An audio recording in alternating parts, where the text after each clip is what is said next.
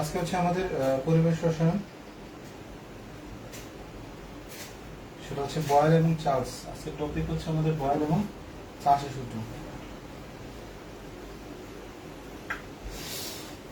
আমাদের আজকে টপিক হচ্ছে বয়েল এবং চার্লস।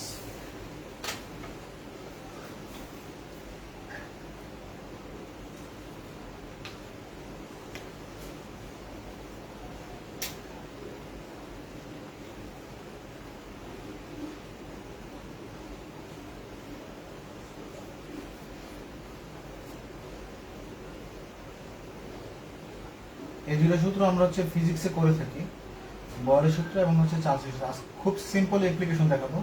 তবে এখানে একটা মজার জিনিস হচ্ছে কি, বয়েলের সূত্রে হচ্ছে আমি যে ম্যাথগুলো করাই, ঠিক আছে, বা যে ম্যাথগুলো আমার সবসময় করাতে পছন্দ করি, বয়েলের সূত্র হচ্ছে আমি আজকে ম্যাথ করাবো না, আজকে যে থিওরিটা করাবো। সো ম্যাথগুলো হচ্ছে আমি দুইটা টাইপ দিয়ে করাবো। সেক্ষেত্রে হচ্ছে যে কোনো ধরনের প্রবলেম খুব ইজিলি তুমি সলভ করতে পারবা। ঠিক আছে, বয়েলের সূত্রে কত টাইপের ম্যাথ থাকে বা হচ্ছে কি কি ধরনের সিলিন্ডার নিয়ে আমরা কাজ করি, সেই সিলিন্ডারগুলো আমাদের দেওয়া থাকবে। সো বয়েলের সূত্র এবং চার্লসের সূত্র।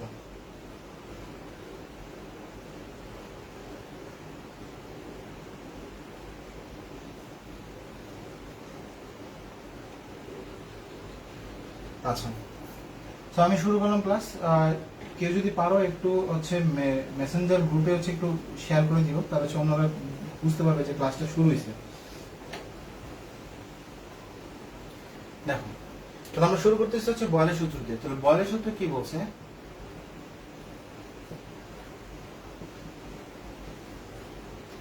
বয়েলের সূত্র কি বলছে বলো তো?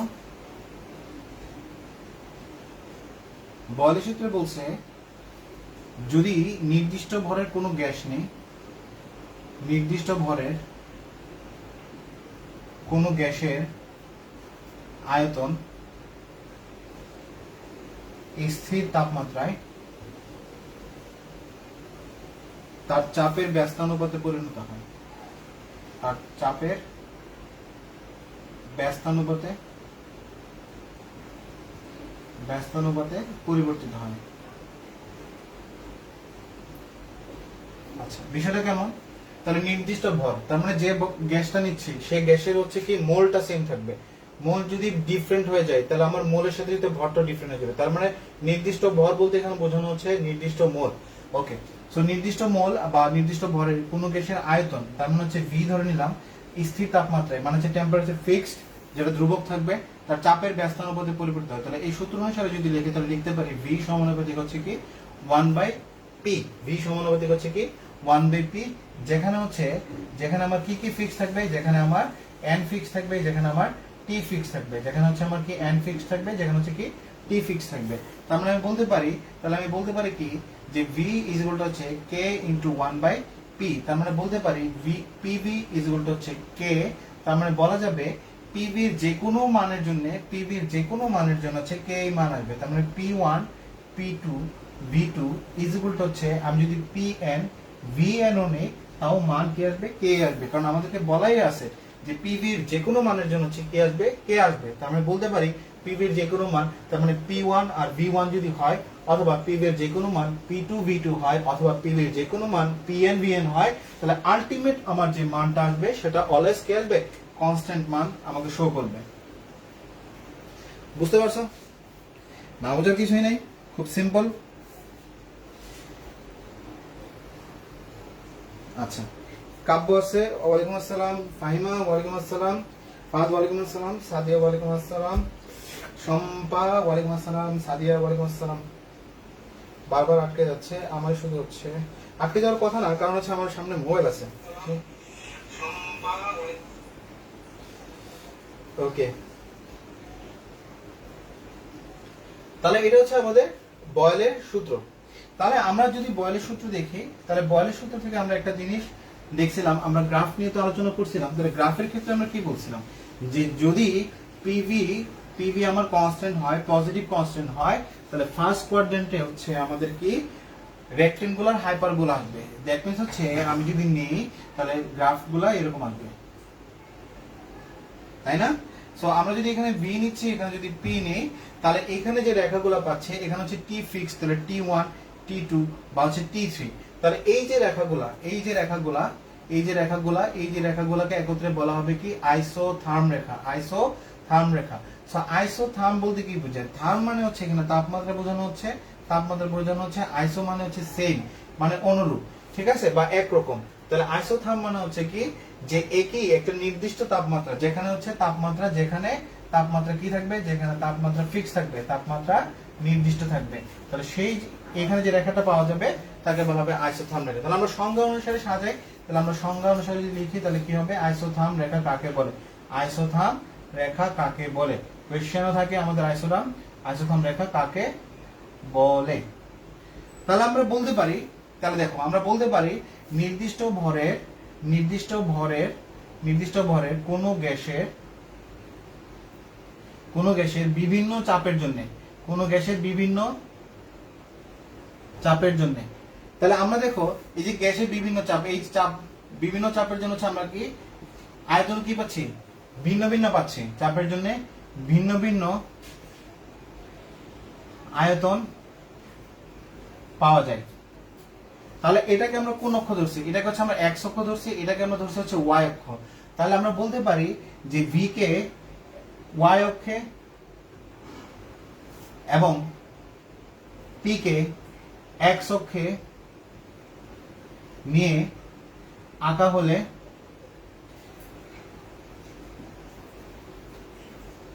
যে বিভিন্ন কি রেখা, এগুলোকে কি রেখা আমরা বলতে পারি? অধিবৃত্তীয় রেখা পাওয়া যায়। বিভিন্ন অধিবৃত্তীয় রেখা পাওয়া যায়, তাকে আইসোথার্ম বলে। দেখো আমি সংজ্ঞা কিন্তু মানে অন্য কোথাও থেকে নিয়ে আসি না, জিনিসটা হচ্ছে সংজ্ঞাটা আমি এখান থেকে সাজাই। আমাকে বলা হচ্ছে আইসোথার্ম রেখা কাকে বলে, তাহলে আমরা বলতেছি যে এটা বিভিন্ন চাপের জন্য, একটা নির্দিষ্ট ভরের গ্যাসের বিভিন্ন চাপের জন্য হচ্ছে আমি ভিন্ন ভিন্ন আয়তন পাচ্ছি। তাহলে এই চাপটাকে আমি এক্স অক্ষ ধরলাম, ভিটাকে আমি হচ্ছে ওয়াই অক্ষ ধরলাম। ওয়াই অক্ষ নিলে আমি কি পাচ্ছি? বিভিন্ন ধরনের হচ্ছে কি রেক্টাঙ্গুলার হাইপারবোলা পাচ্ছি। সো এই রেক্টাঙ্গুলার হাইপারবোলা যে পাওয়া যায়, অর্থাৎ বিভিন্ন অধিবৃত্তীয় রেখা পাওয়া যায়, তাকে আমরা বলতে পারি কি আইসোথার্ম রেখা বা আইসোথার্ম বলা হয়। আমি কথাটা বুঝিয়ে পারলাম? তানভীর, ওয়ালাইকুম আসসালাম।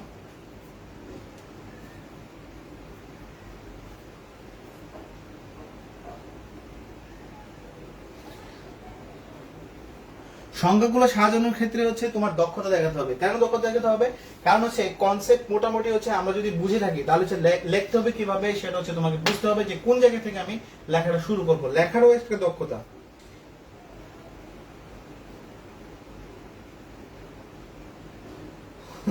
আজকে হচ্ছে মানে আনএক্সপেক্টেডলি অনেকগুলো ক্লাস পড়ে গেছে আমার। সেই সকাল 11টা থেকে ক্লাস শুরু হয়েছে, মানে এটা হচ্ছে টোটালি আনএক্সপেক্টেড। আমি এত ক্লাস কখনোই নেই না, মানে অনলাইনে, কারণ অনলাইন ক্লাস নিয়ে বহুত প্যারা, ঠিক আছে।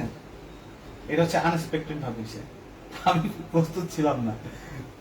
আচ্ছা, তাহলে হচ্ছে আমরা এখানে হচ্ছে আইসোথার্ম রেখাটা পেয়ে গেলাম। ওকে,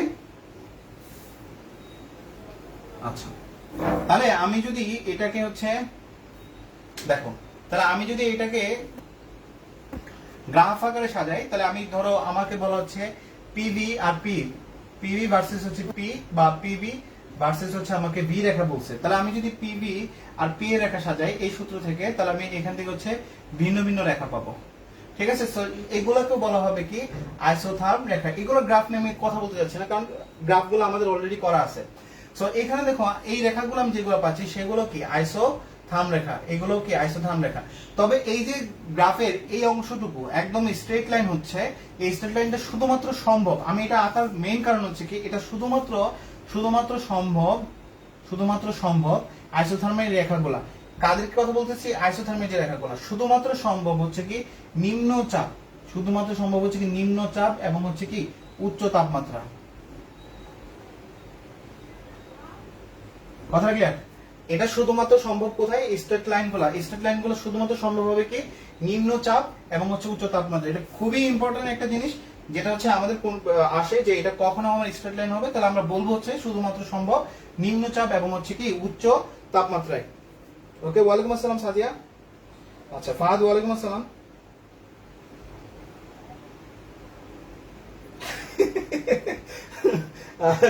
সাদিয়া ভালো বলছো।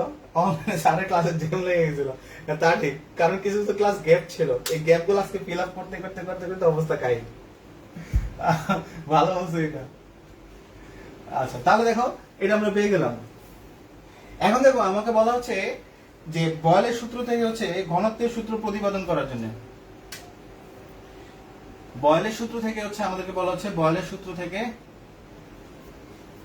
ঘনত্বের সূত্র নির্ণয়। বয়লের সূত্র থেকে হচ্ছে ঘনত্বের সূত্র নির্ণয়। ঠিক আছে, তাহলে আমরা কিভাবে করতে পারি? বয়লের সূত্র থেকে হচ্ছে ঘনত্বের সূত্র। আচ্ছা আমাকে বলতো, যদি আমি ঘনত্ব বলি, ঠিক আছে, যদি ঘনত্ব বলি তাহলে ঘনত্বের সূত্র হচ্ছে কি ভর ডিভাইড হচ্ছে কি আয়তন, ভর ডিভাইড হচ্ছে কি আয়তন। কথাটা ক্লিয়ার? ঘনত্বের সূত্র হচ্ছে কি ভর ডিভাইড হচ্ছে কি আয়তন।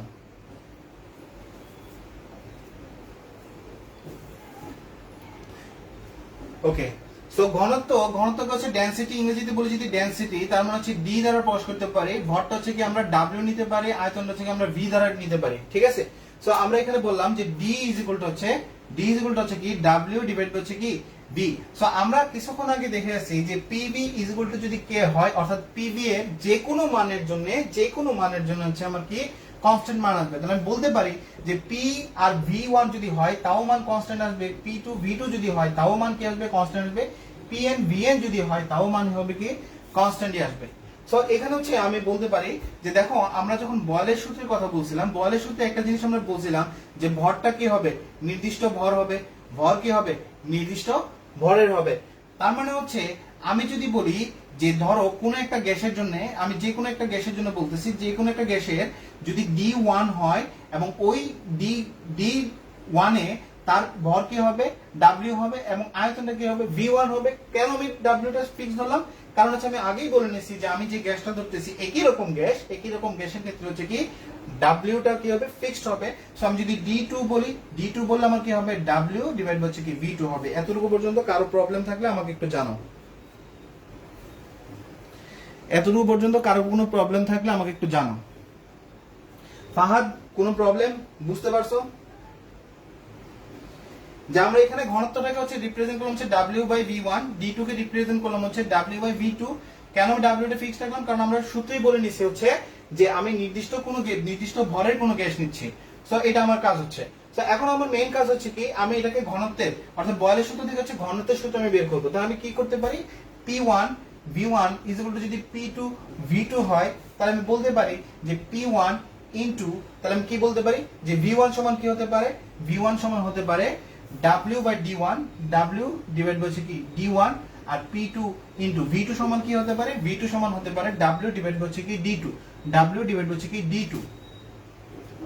তাহলে সেখান থেকে হচ্ছে আমার W গুলো চলে যাবে, তাহলে হতে পারে P1 বাই হচ্ছে D1, তার মানে হতে পারে P2 ডিভাইড হচ্ছে কি D2।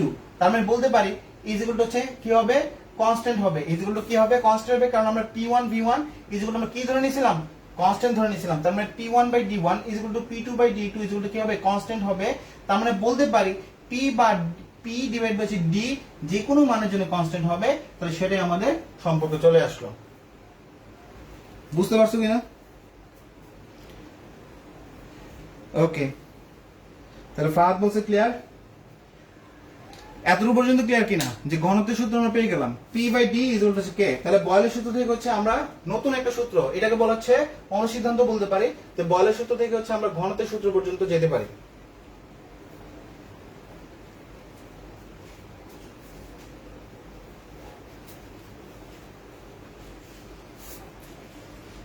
ওকে, তুমি এনে ক্লিয়ার?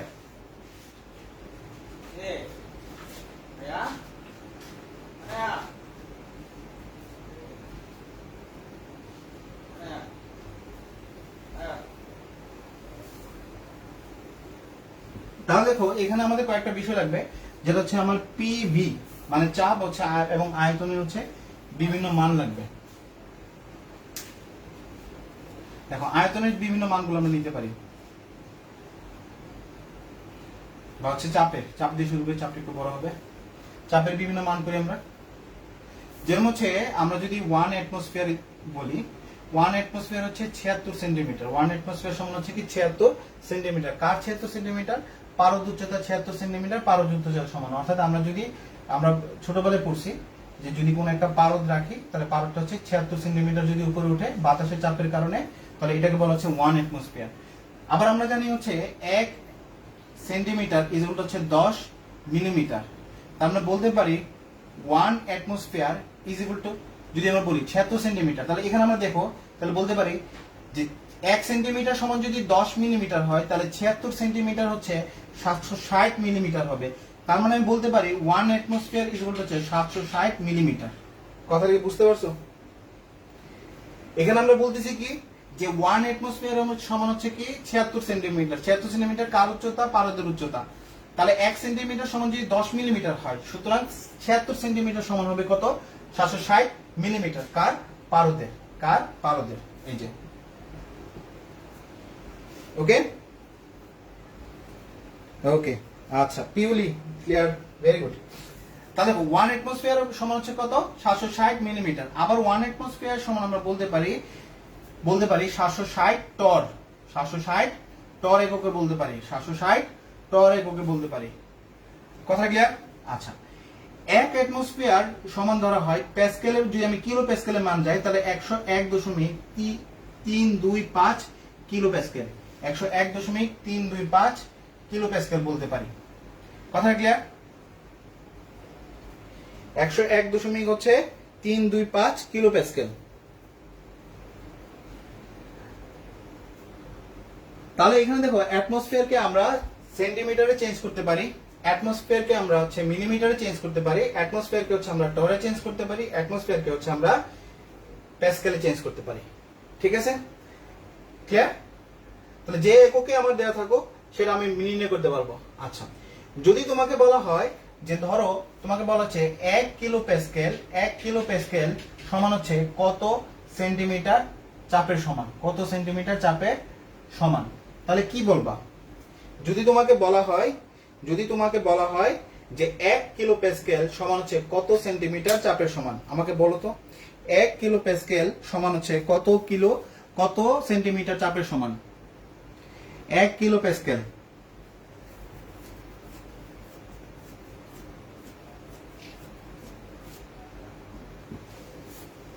1 কিলো প্যাসকেল কত সেন্টিমিটার চাপের সমান? 1 কিলো প্যাসকেল কত সেন্টিমিটার চাপের সমান?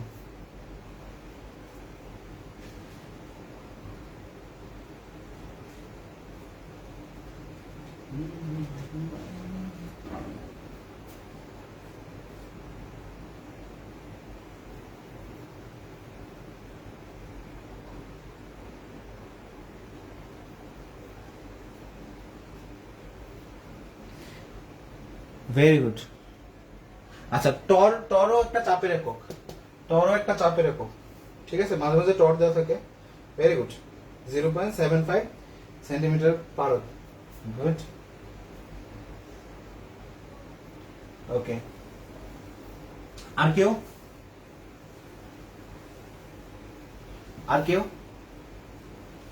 আচ্ছা আচ্ছা, দেখো তাহলে আচ্ছা আমরা আয়তনের এককগুলো চেঞ্জ করে নিতে পারি। ঠিক আছে, আমরা যদি মিটার কিউব থেকে হচ্ছে ডেসিমিটার কিউবে যেতে চাই, মিটার কিউব থেকে কোথায় যাব? ডেসিমিটার। 1 মিটার সমান হচ্ছে কি 10 ডেসিমিটার, 1 মিটার সমান হচ্ছে 10 ডেসিমিটার। তার মানে বলতে পারি যে 1 মিটার কিউব সমান কত হবে? 10 গুণ 10 গুণ 10 হবে না, মানে 10 to the power 3 decimetre cube, 10 to the power 3 decimetre cube. ঠিক আছে, 1 মিটার সমান যদি 10 ডেসিমিটার হয় তাহলে এটা যদি কিউব করি তাহলে এগুলো তো 3 বার গুণ হবে, তার মানে হচ্ছে কত হবে? 10 to the power 3 decimetre cube হবে। তার মানে মিটার কিউব থেকে যখন ডেসিমিটার কিউবে যাব 10 টু দি পাওয়ার 3 দ্বারা গুণ দিতে হবে। কথা ক্লিয়ার? তাহলে 1 ডেসিমিটার কিউব সমান যদি 1 লিটার হয় তাহলে 10 ডেসিমিটার কিউব সমান কত লিটার হবে?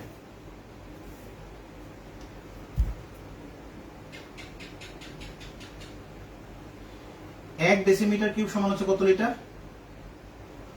1 ডেসিমিটার কিউব সমান হচ্ছে 1 লিটার। তাহলে 10 ডেসিমিটার কিউব সমান হচ্ছে কত লিটার হবে বলো তো আমাকে? 1 ডেসিমিটার কিউব সমান যদি 1 লিটার হয় তাহলে 10 ডেসিমিটার কিউব সমান হচ্ছে কত হবে?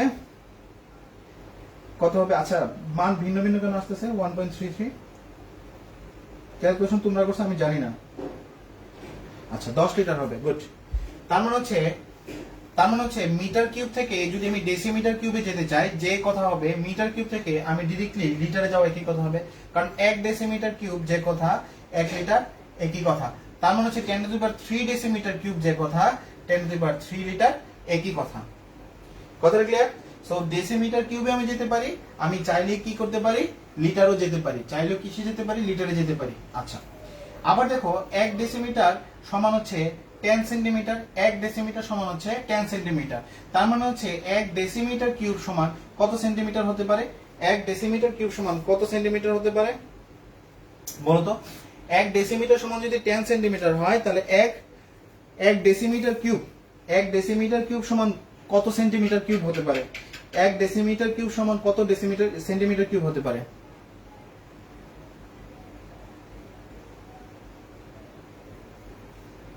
আচ্ছা, গুড। তাহলে 1000 centimetre, very good.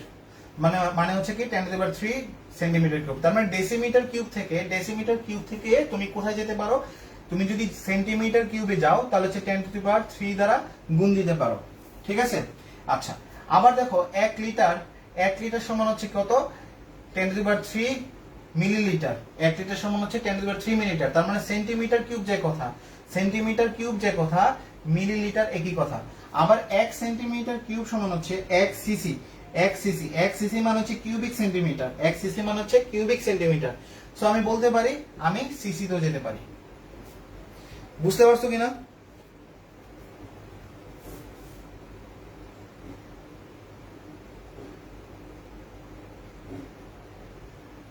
Clear? 10⁻³, very good. দারুন, সবার পারফরমেন্স অসাধারণ। সো সাদিয়া আফরোজ বলছে হচ্ছে 10⁻³, ভেরি গুড। সো এখানে হচ্ছে দেখো আমার কনভারসেশন গুলো খুব ইজি।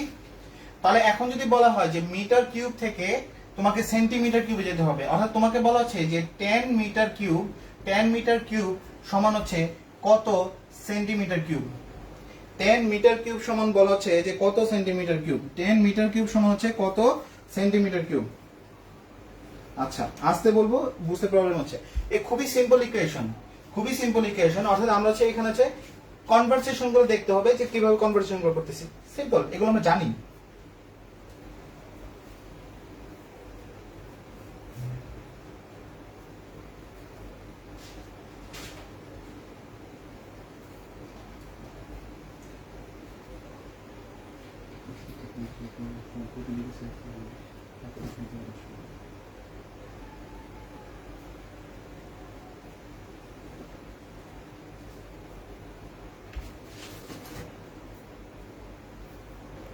আচ্ছা, কত হবে? 10 মিটার কিউব সমান কত সেন্টিমিটার কিউব হবে? 10 মিটার কিউব সমান হচ্ছে কত সেন্টিমিটার কিউব হবে? আমাকে একটু বলো তো, বলো এটা আনসার বলো কত হবে? 10 মিটার কিউব সমান কত সেন্টিমিটার কিউব হবে? 10⁻⁶। 10 মিটার কিউব বলছি। 10 মিটার কিউব সমান হচ্ছে কত সেন্টিমিটার কিউব বলো তো আমাকে? পিউলি হয় নাই তো ভাইয়া? আচ্ছা, সাদিয়া বলছে 10 মিটার, 1 মিটার কিউব না তো, 1 মিটার কিউব না তো। তুমি যদি 1 মিটার কিউব থেকে মানে মিটার কিউব থেকে সেন্টিমিটার কিউবে যেতে চাও, মিটার কিউব থেকে যদি সেন্টিমিটার কিউবে যেতে চাও, তাহলে কি করতে হবে? 1 × 10⁻⁶ না, 10⁻³ তাহলে এখন তোমাকে বলা হচ্ছে যে 10 মিটার কিউব ইকুয়াল হচ্ছে কত centimetre cube? 10 metre cube equal to কত সেন্টিমিটার কিউব? তাহলে কত হবে? তাহলে আমি বলতে পারি 10 মিটার কিউব মানে হচ্ছে কি 10 মিটার কিউবকে আমি লিখতে পারি 10 × 1 মিটার কিউব। তাহলে 1 মিটার কিউব মানে 1 মিটার কিউব থেকে যদি 1 সেন্টিমিটার কিউবে যেতে চাও, তাহলে 10⁻³ গুণ 10⁻³ মানে আমি লিখতে পারি 10 × 10⁻³ গুণ হচ্ছে 10⁻³। তার মানে 3 3 6 আর 7 মানে 10⁻7 সেন্টিমিটার কিউব।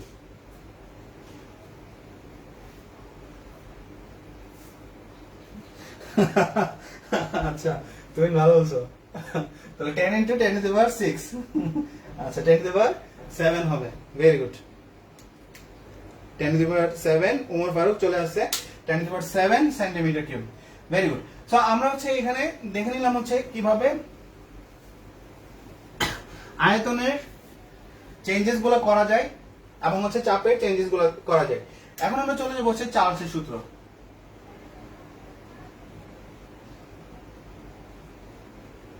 চার্লসের সূত্র কি বলছে? চার্লসের সূত্র হচ্ছে কোনটা ফিক্স থাকবে, চাপটা ফিক্স থাকবে। তাহলে আমরা বলতে পারি নির্দিষ্ট চাপে বা হচ্ছে স্থির চাপে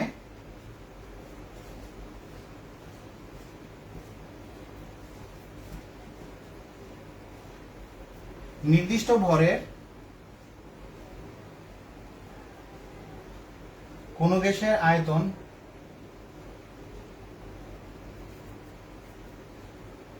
কোন গ্যাসের আয়তন না বলে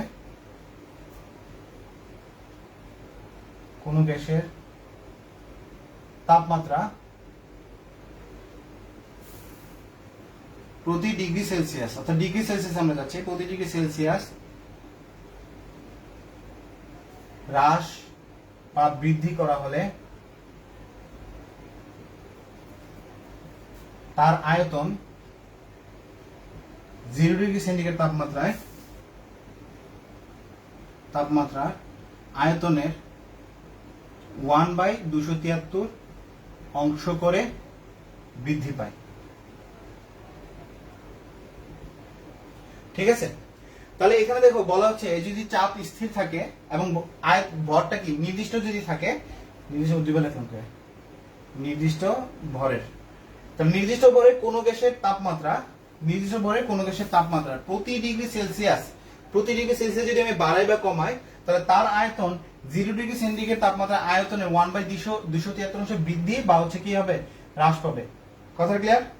অর্থাৎ 0 ডিগ্রি সেন্টিগ্রেড তাপমাত্রা আয়তনে কতটুকু করে বৃদ্ধি, মানে বৃদ্ধি বা হ্রাস পাবে, সেটা হচ্ছে কত, 1/273 করে। তাহলে আমি ধরে নিতে পারি যে ধরো 0 ডিগ্রি সেন্টিগ্রেড তাপমাত্রা আয়তন আমি ধরে নিলাম যে V0 ইজ ইকুয়াল টু হচ্ছে কত, ধরো V0 ধরে নিলাম, 0 ডিগ্রি সেন্টিগ্রেড তাপমাত্রা আয়তন হচ্ছে আমি কত ধরে নিলাম, V0 ধরে নিলাম। তাহলে আমি যদি 1 ডিগ্রি সেন্টিগ্রেড বাড়াই, যদি তাপমাত্রা হচ্ছে 1 ডিগ্রি সেন্টিগ্রেড তাপমাত্রা বাড়ানো হলে কি হবে, তাহলে বাড়ানো হলে সেটা বাড়বে কতটুকু, 0 ডিগ্রি সেন্টিগ্রেড তাপমাত্রা আয়তনে। তাহলে 0 ডিগ্রি সেন্টিগ্রেড তাপমাত্রা আয়তন কতটুকু ধরছি, V0 ধরছি না? তাহলে বলছে কি যে V0 এ 1/273 করে বৃদ্ধি পাবে। আমি তো তাপমাত্রা বাড়াইছি, এখানে কমাই তো নাই, যদি কমাইতাম তাহলে এতটুকু হ্রাস পাইতো। তাহলে কথাটা আবার শোনো, বলছে কি কোন গ্যাসের তাপমাত্রা প্রতি 1 ডিগ্রি সেলসিয়াস যদি বাড়াও, মানে হ্রাস করো অথবা হচ্ছে বৃদ্ধি করো, তাহলে সেটা কতটুকু বাড়বে, আয়তনটা কতটুকু বাড়বে, সেটা হচ্ছে ডিপেন্ড করবে হচ্ছে 0 ডিগ্রি সেন্টিগ্রেড তাপমাত্রা যে আয়তনটা হবে তার 1/273 করে বাড়বে বা হচ্ছে কমবে। তাহলে আমি ধরে নিছি যে 0 ডিগ্রি সেন্টিগ্রেড তাপমাত্রা আয়তন হচ্ছে কত, V0। তাহলে আমি যদি 1 ডিগ্রি সেন্টিগ্রেড বাড়াই, তাহলে বাড়বে হচ্ছে এতটুকু অংশ বাড়বে। তাহলে টোটালি কতটুকু হবে, টোটালি হবে V0 প্লাস হচ্ছে V0 ডিভাইড বাই হচ্ছে কত, 273। কথা ক্লিয়ার? তাহলে আমি যদি এখানে 2 ডিগ্রি সেন্টিগ্রেড বাড়াই, তাহলে কি হবে, V0 প্লাস হচ্ছে 2V0 বাই হচ্ছে কত, 273। এতটুকু বুঝতে পারছো কিনা? প্রতি ডিগ্রি সেন্টিগ্রেড বাড়ানোর জন্য হচ্ছে তাপমাত্রা 0 ডিগ্রি সেন্টিগ্রেড তাপমাত্রা যে আয়তনটা হবে তার কতটুকু বাড়বে, তার 273 1/273 অংশ করে বৃদ্ধি পাবে।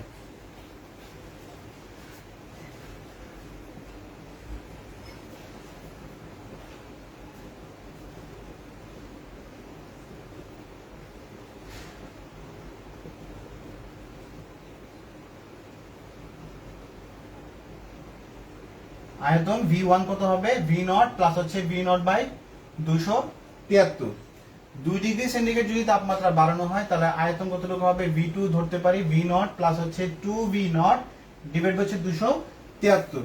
যদি 10 ডিগ্রি সেন্টিগ্রেড তাপমাত্রা বৃদ্ধি করতাম তাহলে কি হতো, V10 আমি বলতাম যে V0 প্লাস আমার কত হতো, 10V0 বাই হচ্ছে কত, 273।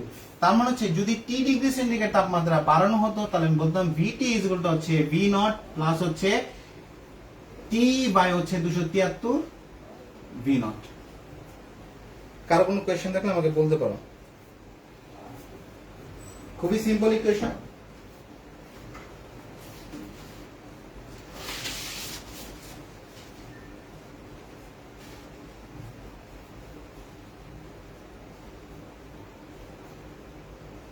কারো যদি কোনো কোয়েশ্চেন থাকে তাহলে বলতে পারো। বুঝতে পারছো কিনা? কোয়েশ্চেন আছে স্বর্ণা, কোনো কোয়েশ্চেন আছে?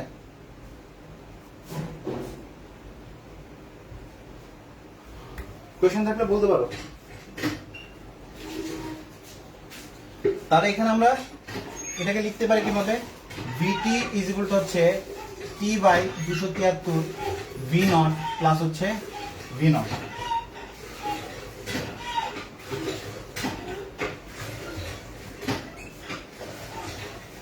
আর কোনো কোয়েশ্চেন?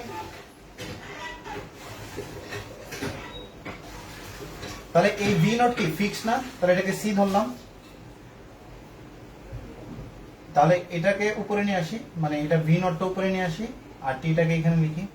তাহলে টি তো পরিবর্তনশীল, দেখো টি একবার 1 ডিগ্রি সেন্টিগ্রেড হয়েছে, 2 ডিগ্রি সেন্টিগ্রেড হয়েছে, 10 ডিগ্রি সেন্টিগ্রেড হয়েছে, আবার টি ডিগ্রি সেন্টিগ্রেড হয়েছে, তার মানে টি পরিবর্তনশীল। তাহলে পরিবর্তনশীল ওইখানে রেখে তাহলে এটাকে বলতে পারি কি ওয়াই, এই অংশটুকু বলতে পারি এম, পরিবর্তনশীল অংশটাকে বলতে পারি এক্স, আর এইটুকু অংশ বলতে পারি কি সি। তার মানে দাঁড়াচ্ছে হচ্ছে Y is equal to M X plus হচ্ছে C. Y is equal to হচ্ছে কি এম এক্স প্লাস হচ্ছে সি। গুড, উমর ফারুক বলছে ক্লিয়ার। তাহলে ওয়াই ইজ ইকুয়াল টু বলতে পারি কি এম এক্স প্লাস হচ্ছে কি C. Y is equal to আমরা বললাম কি এম এক্স প্লাস হচ্ছে কি সি। তাহলে এখানে আমাকে বলো তো, যদি আমি ভি নট বাই 273 বলি, এটা কি আয়তন প্রসারণ সহগ হবে নাকি তাপমাত্রা বৃদ্ধির সহগ হবে? এটা কি আয়তন প্রসারণ সহগ হবে নাকি তাপমাত্রা বৃদ্ধি সহগ হবে?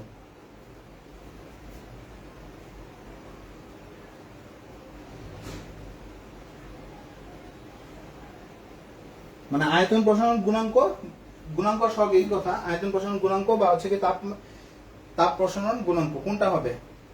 ভি নট বাই 273, এই যে এই একটুক পার্ট এটাকে কি বলতে পারি? আয়তন প্রসারণ গুণাঙ্ক বলতে পারি নাকি তাপ প্রসারণ গুণাঙ্ক বলতে পারি? আয়তন প্রসারণ গুণাঙ্ক নাকি তাপ প্রসারণ, কোনটা বলবো? আয়তনের প্রসারণের গুণাঙ্ক বলবো, এটাকে আয়তনের প্রসারণ গুণাঙ্ক বলবো নাকি তাপের প্রসারণের জন্য গুণাঙ্ক বলবো? কোনটা বলবো? আয়তনের প্রসারণের গুণাঙ্ক বলবো নাকি তাপের প্রসারণের গুণাঙ্ক বলবো? জলদি বলো কোনটা হবে? আয়তনের প্রসারণের গুণাঙ্ক হবে নাকি তাপের প্রসারণের গুণাঙ্ক হবে?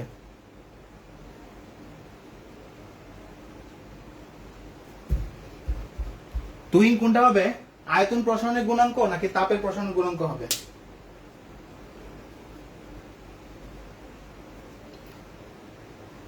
আচ্ছা, তুই ভুল বলছো। আয়তন প্রসারণ গুণাঙ্ক কেন হবে?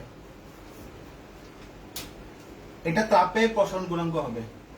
তাপের প্রসারণের কারণে, তাপ বৃদ্ধির কারণে এই অংশটুকু পাচ্ছ তুমি, কনস্ট্যান্টলি এই অংশটুকু বৃদ্ধি পাচ্ছে।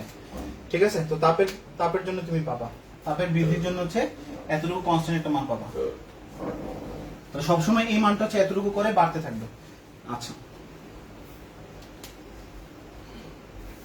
তাহলে আমরা যদি এটাকে নিয়ে গ্রাফ সাজাই, আমরা হচ্ছে গ্রাফটা হচ্ছে পাইছি কি এম এক্স প্লাস হচ্ছে সি, আর এমটা হচ্ছে তাপের প্রসারণ গুণাঙ্ক। ওকে, সো আমরা যদি গ্রাফটা লিখি, তাহলে এটা হচ্ছে আমরা ধরে নিলাম হচ্ছে 0 ডিগ্রিতে ভি নট, এটা কতটুকু ধরলাম? ভি নটটা ধরলাম কততে? 0 ডিগ্রি সেন্টিগ্রেডে ধরলাম। ঠিক আছে, মানে হচ্ছে এই যে রেখাটা এটা আমরা ধরতেছি হচ্ছে ভি নট, আর এটা কত টেম্পারেচারে? এটা হচ্ছে আমরা 0 ডিগ্রিতে ধরলাম। তাহলে আমরা y is equal two mx plus যেহেতু c, তার মানে হচ্ছে রেখাগুলো হচ্ছে মূল বিন্দুগামী হবে না, এরকম ভাবে যাবে। তাহলে এটাকে যদি আমি পেছন দিকে বাড়াই, তাহলে হচ্ছে এই বিন্দুতে মিলিত হবে। সো এই বিন্দুটা হচ্ছে যে কাল্পনিক যে বিন্দুটা, সেটা হচ্ছে -273 ডিগ্রি সেন্টিগ্রেড। ঠিক আছে, সো আমি এই রেখাগুলোকে যদি পয়েন্ট আউট করি, এই রেখাগুলোকে পয়েন্ট আউট করি, এটা একটা পয়েন্ট পাবো, এটা একটা পয়েন্ট পাবো, এটা একটা পয়েন্ট পাবো। তাহলে এই পয়েন্টগুলো কি হবে? এগুলো তো আমার কিসের রেখা? এগুলো হচ্ছে আইসোবারের রেখা। আইসোবার মানে হচ্ছে চাপ, আইসোবার মানে হচ্ছে কি? বার মানে হচ্ছে কি বুঝায়? চাপ বুঝায়। তাহলে এই রেখাগুলো কি হবে? চাপের জন্য পাবো না, কারণ চাপ তো ফিক্স। চাপ হচ্ছে কি ফিক্স না, কারণ আমি সূত্রতে প্রথমেই বলছি যে নির্দিষ্ট চাপে হবে। তার মানে হচ্ছে এই যে রেখাগুলো, এই রেখাটা হবে আমার আইসোবারের রেখা, এই রেখাটা হবে আইসোবারের রেখা, এই রেখাটা হবে কি আইসোবারের রেখা। অর্থাৎ এটা P1 এর জন্য আইসোবার, এটা P2 এর জন্য আইসোবার, এবং এটা হচ্ছে কি P3 এর জন্য আইসোবার রেখা পাবো। কথা ক্লিয়ার? তাহলে এটা হচ্ছে আমাদের সেন্টিগ্রেড স্কেলে কিভাবে মানগুলোকে রিপ্রেজেন্ট করে সেটা হচ্ছে এটার গ্রাফ।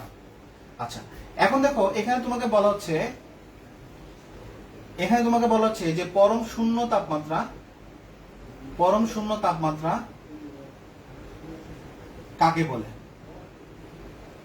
আচ্ছা, তো এখানে তো আমরা দেখছি কি, এখানে দেখছি ভিটি যদি হয় তাহলে ভি নট প্লাস হচ্ছে টি ডিগ্রি সেন্টিগ্রেড, মানে সেন্টিগ্রেড স্কেলে তো আমরা কভার করতেছি, টি ডিগ্রি সেন্টিগ্রেড ইনটু হচ্ছে কি ভি নট।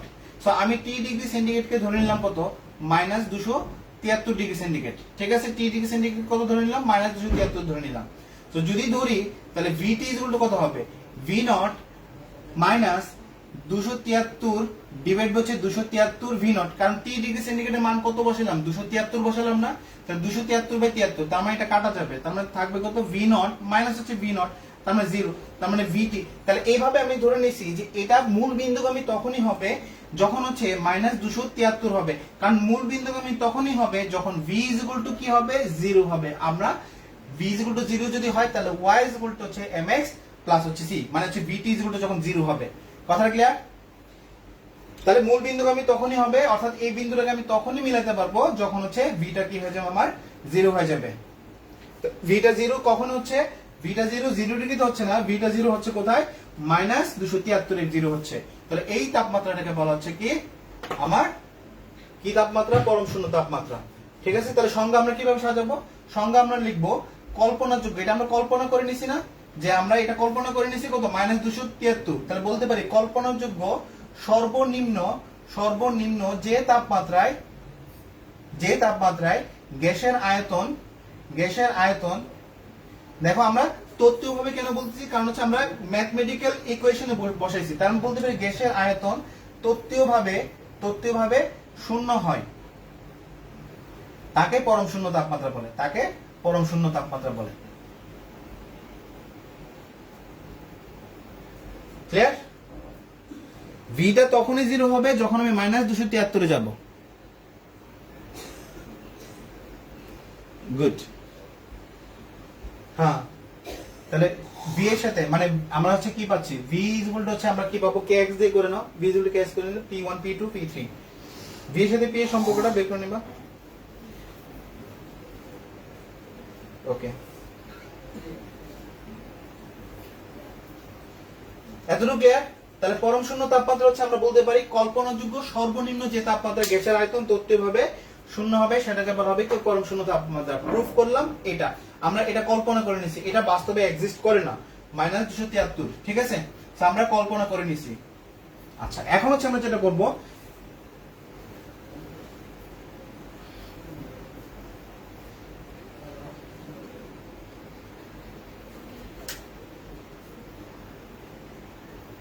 চার্লসের সূত্রের সেন্টিগ্রেড স্কেল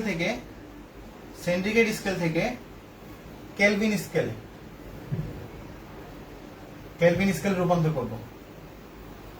সেন্টিগ্রেড স্কেল থেকে কোথায় করব, কেলভিন স্কেল আমরা রূপান্তর করব।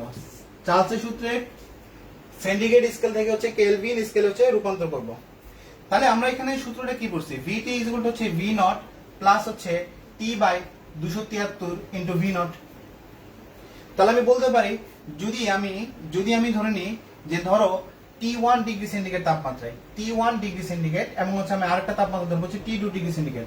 তাহলে T1 এ যদি আমি বলি মানে হচ্ছে V1 ইজ ইকুয়াল টু ধরলাম হচ্ছে V0 প্লাস হচ্ছে T1 বাই হচ্ছে 273 V0। এটা তো লেখা যায়, T1 ডিগ্রি সেন্টিগ্রেড তাপমাত্রা ধরলাম হচ্ছে আয়তন কত, V1 হচ্ছে। সো আমি যদি এটাকে V0 কমন নিই তাহলে কি হবে, V0 যদি কমন নেই তাহলে কি হবে, 1 প্লাস T1 বাই হচ্ছে কত, 273।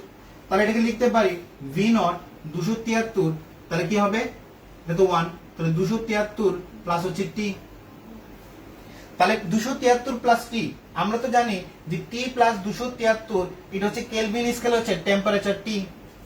তাহলে বলতে পারি V0 ইনটু T1 বাই হচ্ছে কত, 273, এটা V1 এর জন্য পাইলাম। সিমিলারলি আমরা যদি V2 এর জন্য করি তাহলে সেম হবে, তাহলে বলতে পারি V0 ইনটু T2 বাই হচ্ছে 273। এখন এটা যদি আমার 1 নম্বর সমীকরণ হয়, এটা যদি আমার 2 নম্বর সমীকরণ হয়, তাহলে বলতে পারি V1 বাই হচ্ছে V2 তাহলে V1 বাই V2 করলে কি হবে, V1 V0 273 এগুলো কাটা চলে যাবে, তাহলে থাকবে কি T1 বাই হচ্ছে T2। তার মানে বলতে পারি যেহেতু V1 by V2 equal T1 by T2, তার মানে কনস্ট্যান্ট মান আসবে। তাহলে বলতে পারি কি যে V বাই হচ্ছে কি মানে V1 by T1 equal to বলতে পারি V2 বাই হচ্ছে T2।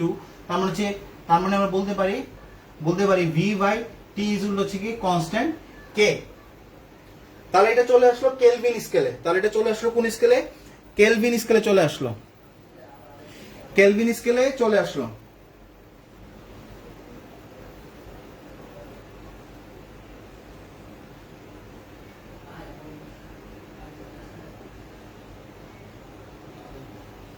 এতটুকু বুঝতে পারছো? আমরা চার্লসের সূত্রে সেন্টিগ্রেড স্কেল থেকে হচ্ছে কেলভিন স্কেলে রূপান্তর করলাম, চার্লসের সূত্রে সেন্টিগ্রেড স্কেল থেকে হচ্ছে কেলভিন স্কেলে রূপান্তর করলাম। তাহলে কেলভিন স্কেলে গেলে হচ্ছে আমরা V বাই T আর হচ্ছে K পাবো।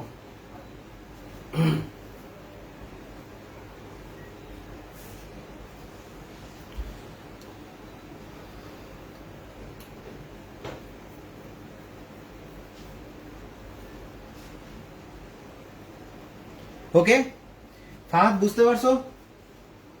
তুহিন, ওমর ফারুক, ফাইমা, তানভীর, স্বর্ণা, সামাইরা, ইউলি, বুঝতে পারছো সবাই? কারো কোনো কোয়েশ্চেন?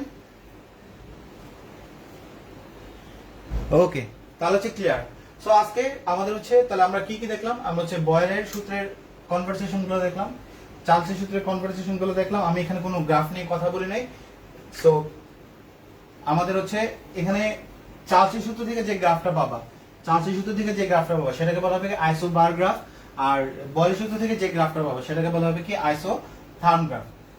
চার্লসের সূত্রের গ্রাফকে বলা হবে কি আইসো বার গ্রাফ। আইসো বার গ্রাফ মানে হচ্ছে আবার প্রেসার ফিক্স থাকবে, আর আইসো থার্মে হচ্ছে আমাদের টেম্পারেচার ফিক্স থাকবে। সো আমরা এখানে বয়েলের সূত্র দেখলাম এবং এটা হচ্ছে ঘনত্ব সূত্র বের করে নিয়ে আসলাম। চার্লসের সূত্রে আমরা দুইটা পার্ট করছি, একটা হচ্ছে সেন্টিগ্রেড স্কেল কিভাবে করা যায় সেটা করছি, এবং সেন্টিগ্রেড স্কেল থেকে কনভার্ট করে আমরা নিয়ে আসছি কোথায়, কেলভিন স্কেলে। সো আশা রাখি হচ্ছে ক্লাসটা ভালোই লাগছে, ঠিক আছে। সো তোমাদের সাথে আবার মঙ্গলবারে দেখা হচ্ছে। সো মঙ্গলবারে হচ্ছে আমি বয়েলের সূত্র দিয়ে কয় টাইপের ম্যাথ করা যায় সেটা আমি করাবো, ক্লিয়ার। সো মঙ্গলবার ক্লাসটা চেষ্টা করো লাইভে থাকার জন্য, বা হচ্ছে যদি কেউ লাইভে না পারো পরবর্তী রেকর্ড তো দেখবাই তোমরা, ঠিক আছে। ওকে আল্লাহ হাফেজ, ভালো থাকো।